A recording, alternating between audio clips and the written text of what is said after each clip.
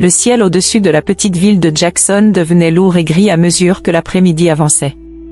Les rues étaient relativement vides, comme si la menace de pluie avait averti les gens qu'il valait mieux rester chez eux.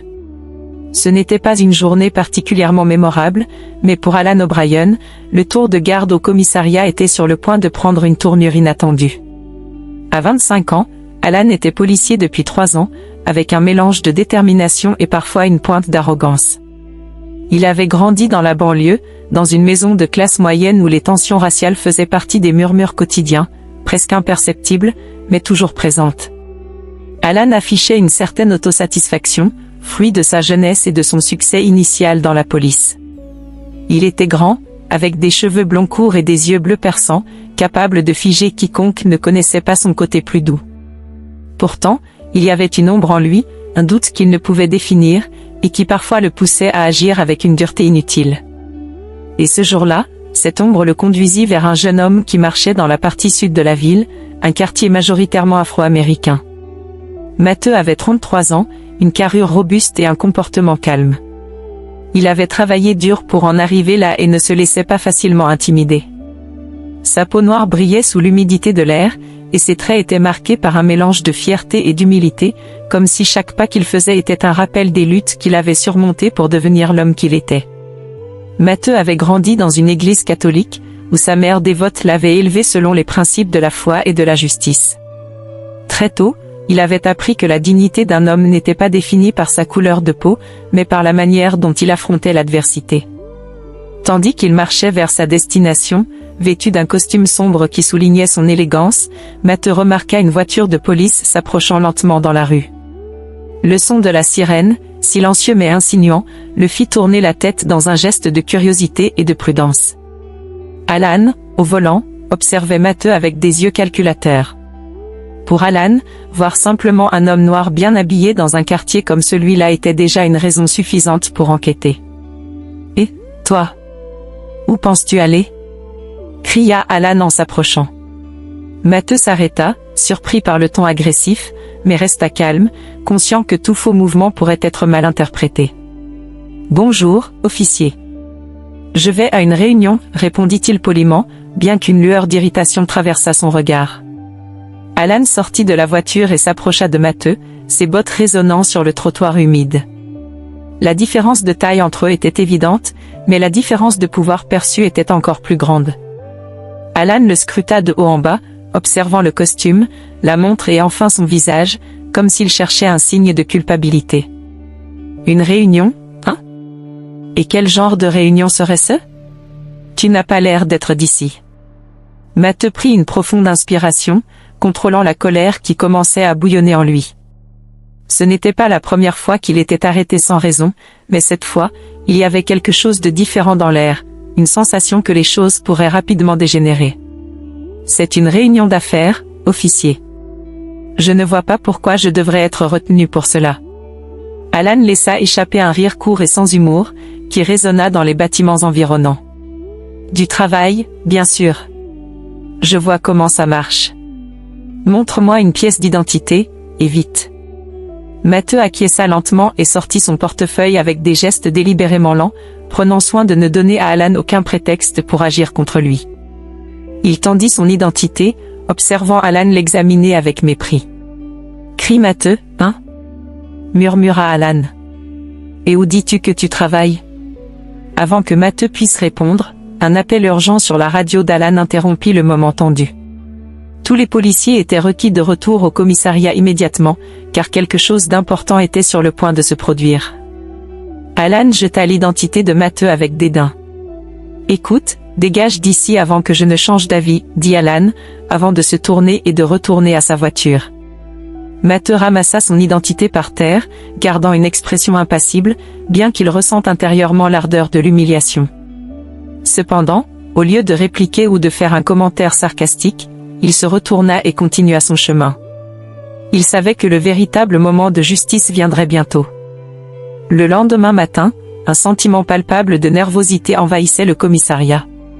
Des rumeurs circulaient parmi les policiers, quelque chose de grand allait se produire. Alan arriva et fut accueilli par des regards furtifs, tandis que ses collègues chuchotaient presque imperceptiblement. Son chef, Le capitaine Robert, un homme d'âge moyen avec une barbe grisonnante et une voix grave, avait été plus réservé ces derniers jours, et maintenant la raison de ce comportement allait enfin être dévoilée. « Attention, officier. Rassemblez-vous dans la salle de conférence, ordonna le capitaine Robert. Il n'avait pas élevé la voix, mais son ton ferme ne laissait aucune place à la contestation. Alan suivit les autres policiers vers la salle, ressentant un léger picotement dans la nuque.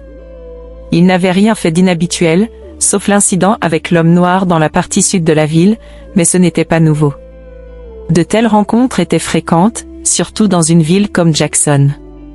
Lorsque tout le monde fut réuni, le capitaine Robert se racla la gorge pour attirer l'attention. « Je veux que vous sachiez qu'aujourd'hui, nous accueillons un nouveau chef de la police, annonça-t-il, laissant la nouvelle provoquer l'effet escompté. Alan remarqua que l'attention dans la salle s'était intensifiée. Il est quelqu'un qui a travaillé dur pour en arriver là, et je suis certain qu'il apportera de grands changements dans notre unité. Je veux que vous l'accueilliez avec le respect qu'il mérite. » Les murmures augmentèrent. Un nouveau chef signifiait des changements, une perspective que tout le monde n'accueillait pas avec enthousiasme. Alan, en particulier, ressentit une légère inquiétude, sa position était stable, mais un nouveau commandant pourrait menacer cette sécurité. Enfin, la porte de la salle s'ouvrit, et le nouveau chef de la police entra. Les murmures cessèrent instantanément.